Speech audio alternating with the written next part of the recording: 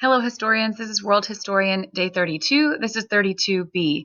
And we're comparing the patrician, which were the wealthy landowners, versus the plebeians, which did all the rest of the jobs. So the patricians kind of lived off the interest that they inherited from their family, whereas the plebeians did all the jobs you can think of for Rome. Now, tribunes were elected plebeian officials, as we talked about, who did have the power to veto. So that was kind of their saving grace, even though they were a small number, 10, compared to all of the senators that the patricians had. They, as powerful arguably as the president in America, could veto something that the patricians wanted to enact. So that was meant to check the power of the patricians so that the patricians could not make life too difficult for the plebeians. And the plebeians, little by little, increased their power very strategically by how they would veto and who they would make friends with, and just their necessity in Rome, their bargaining power. So they gradually worked their way to higher roles. By 300 years before Christ, wealthy plebeians and patricians became the nobility of Rome and controlled the Senate. So patricians originally had to try to trace their lineage to like the original families of Rome. And eventually someone could kind of pull themselves up by their bootstraps and work hard, and a wealthy plebeian could then become Roman nobility as well.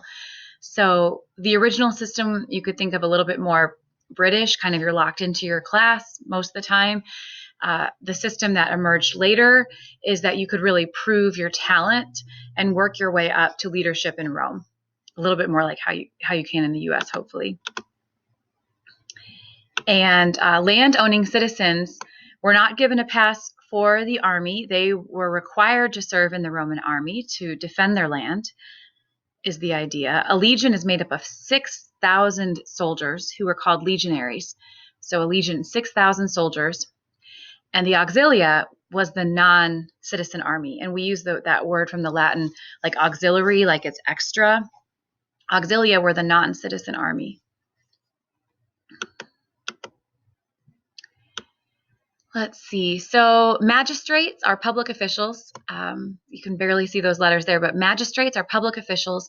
The Senate, 300 members. So when the tribunes are 10, there are 300 senators. Republic of voters who were the only people given the vote in Rome were adult male citizens. So you had to have Rome citizenship, you had to be a grown-up, and you had to be male. And they would elect the other officials. There's some more information about the different roles.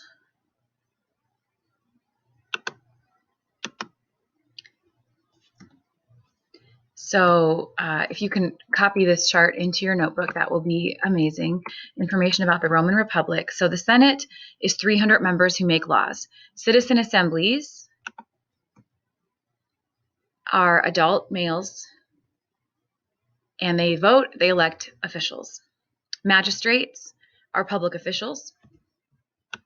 These are all the people who make up the Roman government. Censors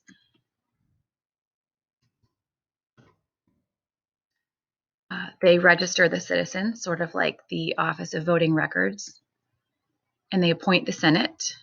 The dictator is a 6-month ruler. A dictator was allowed in Roman government, but only in times of emergency, and was supposed to step down after 6 months. None of the dictators do that in the future, but that was the original plan. The 10 tribunes, those are our plebeians, they can veto the Senate, and they can veto officials, the appointment of officials if they know that someone's corrupt or cruel. 2 consuls, the chief executive. So that's like their president, and there were 2 of them. They had equal power, and they were supposed to step down after a year. They were also the military commander. Praetors commanded the armies. So the praetorium is where the soldiers would hang out, and they controlled the legal system as well.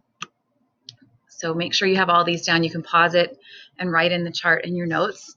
These are all the Roman government offices.